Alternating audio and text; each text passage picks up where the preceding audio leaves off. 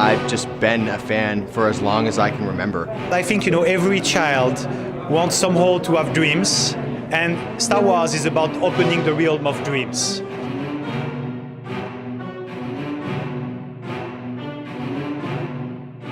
My dad dragged me into the first Star Wars film, so this was in the 70s when I was still a too young boy, so he smuggled me into the cinema.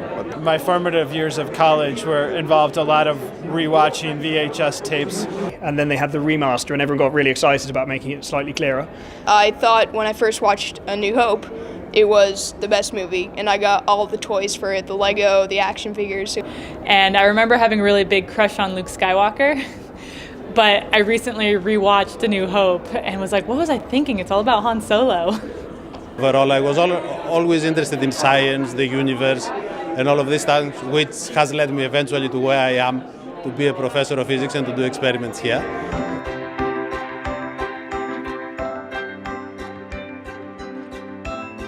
I think that it's all realistic. I think someday we will have lightsabers, and I would like to think that someday, probably not in my lifetime, we will have the Force. I would hope that one day we would be able to jump to hyperspace and travel to the stars. Just to give you a little bit of the context of the size of the galaxy. The dark side was introduced as a concept, as imagination in Star Wars, but actually now what we are mainly aiming to do in particle physics worldwide is to understand 96% of the universe, that we don't understand what it is, and we call it dark matter and dark energy, i.e. there is a dark side. Droids would be cool. Having a pet BB-8. I don't need to have Star Destroyers and Death Stars and all the laser sabers and all the weapon stuff, but there are also the fast and light travel is nice, the kind of transport is nice. There's also the peaceful part, and this is what I'm looking for. Because it's magic, it's the Force, it's the experimentation of what we don't see.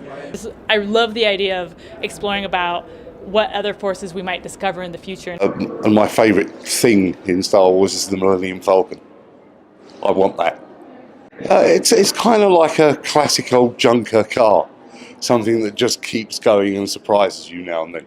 I always love the spacecraft. I mean, it's always fun to see all the little fighters flying around, and as a scientist, you have to suspend your disbelief a little bit when watching these, but it's one of the things that you think we could maybe have someday. The X-Wing, I like the design and how they painted it. And they also had that mass tracking device that reminded me a lot about neutrinos, because these are particles that you can't track very easily. Being able to go to new planets and explore the whole galaxy. Well, obviously a lightsaber is the coolest thing in the world. How it uses the kyber crystal to power it, and each lightsaber is different in its own way, the color, the handle. I think that's really awesome. But actually it's an interesting exercise for physics students to list 3 reasons why a lightsaber wouldn't work. And you can't do it because there's no reason why, lightsabers are not a thing. Whereas the space travel, that's potentially a thing someday. At least I hope so. I really love today's film. It's a big step from The Force Awakens. It looks much more realistic, and the plot twists in it. I really liked the one where the bird thing would scream. It's just really cute. So I like the fantasy. It's just that's the good thing. That's the good thing. There's just nothing like Star Wars. There's just nothing else like it.